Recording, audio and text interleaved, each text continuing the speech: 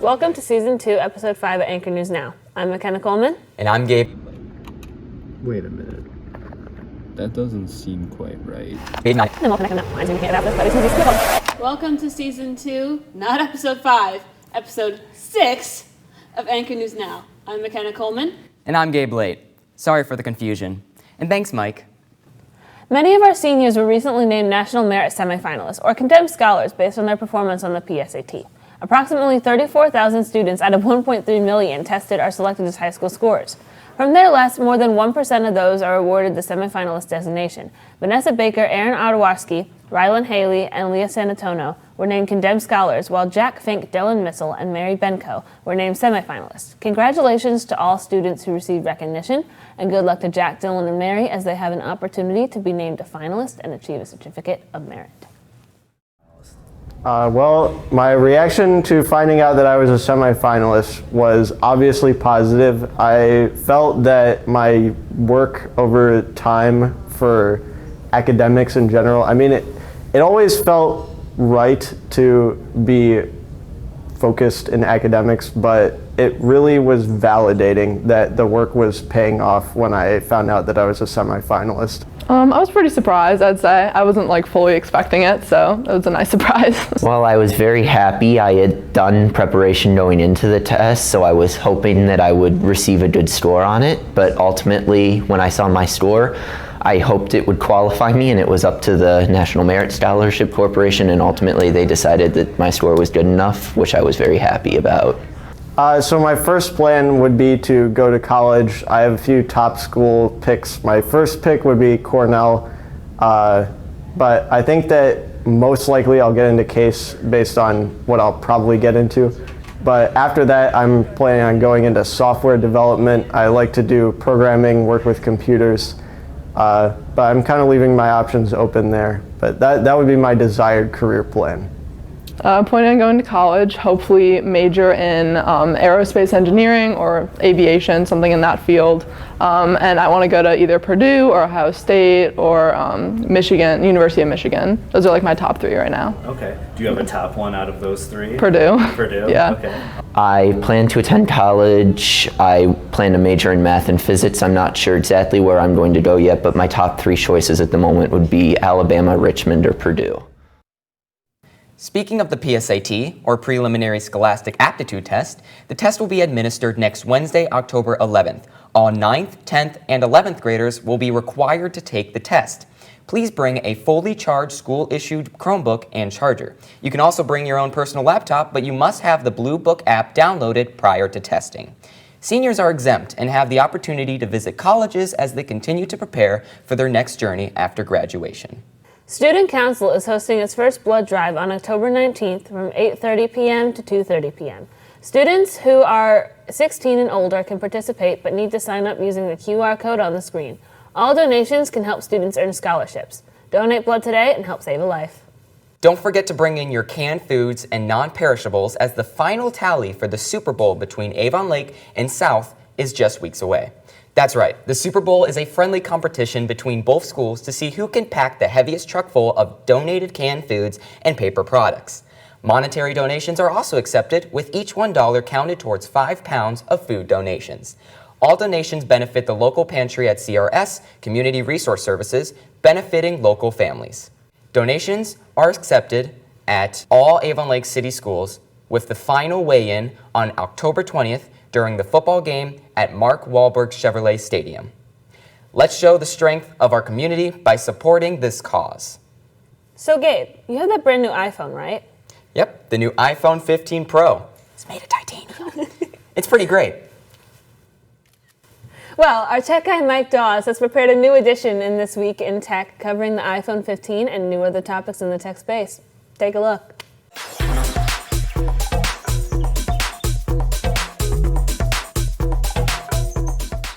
Welcome to This Week in Tech, and today I decided that instead of gracing the world with just one tech review, why not do some headlines? Let's start with a major one. Epic Games, the creator of Fortnite and the Unreal Engine, recently had layoffs, leaving around 900 people fired. These aren't just random people, however. Many of the people who were fired were significant in the creation of games, such as the lead artist of the popular game Fall Guys, who was caught in the layoffs. Mediatonic, the game behind Fall Guys, was bought by Epic Games in 2021 and had led the game to some critical success. However, many of the people on the Mediatonic team have been fired as a result of this layoff. A lot of this is to make room for Fortnite's new UEFN creative ecosystem, which Epic hopes to make similar to Roblox and help expand into the metaverse.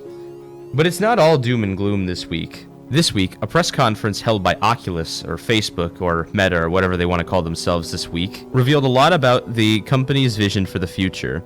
The major announcements revolved around the Meta Quest 3, the sequel to the critically acclaimed Meta Quest 2, with 10 times the pixels on the screen and nearly 2 times the performance of the Quest 2. It's looking to be pretty impressive. Also announces the new Ray-Ban glasses allowing you to record and even stream video from the glasses to your friends, and coming in the future is the ability to even translate text. And I received a preview of these glasses, and I can confirm you can see through them. $299 for the base model. Now, Meta had one more announcement. It is lining up to be their biggest yet. Drumroll, please. Mr. Beast. They turned Mr. Beast into an AI you can talk to, alongside 28 other celebrities such as Snoop Dogg and Tom Brady. Now, Apple can't let Meta just do all the stupid stuff. What about the very flawed launch of the iPhone 15?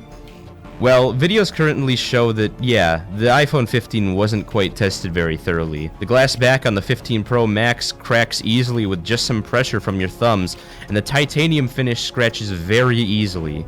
On top of that, some people are reporting problems across all of the models, that when fast charging, it can overheat and become absolutely unusable. But hey, that camera is nice though.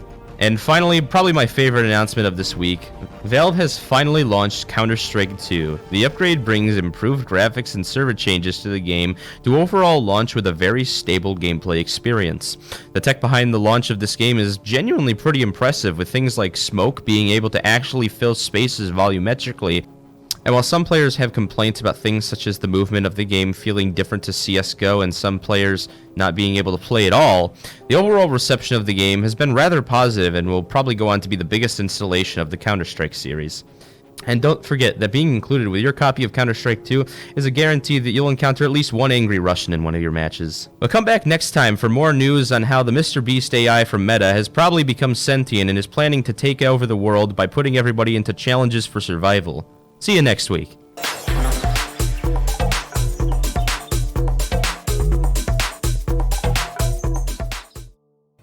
On Monday night, the Sharghouse Soccer faced off against the Great Bay Village Rockets team. Each team came into this 11-1-1. Although it was a tough battle throughout the game, it started off with a goal by Cameron Koski, straight into the game, and a goal by Ella Grody, just after half. The game ended up in a tie of a score 2-2, which makes the Sharghouse overall record 11-1-2.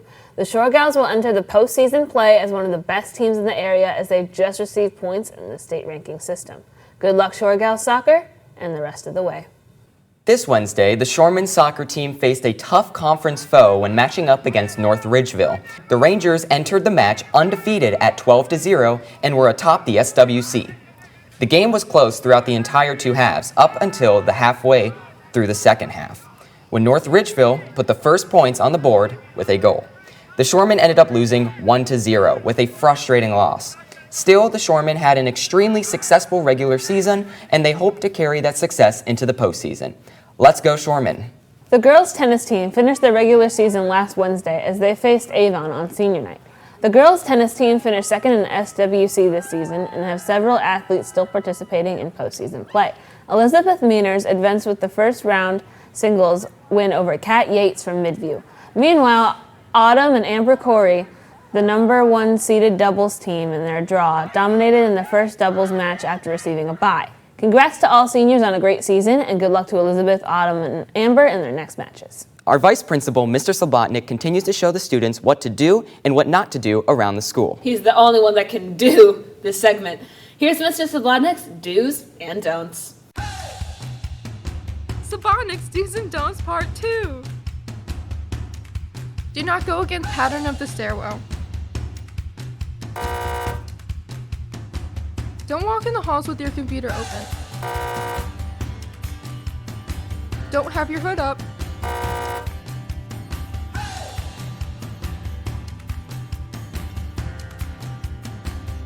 Don't film teachers without permission, or at all. Make sure you clean up your mess in the cafeteria.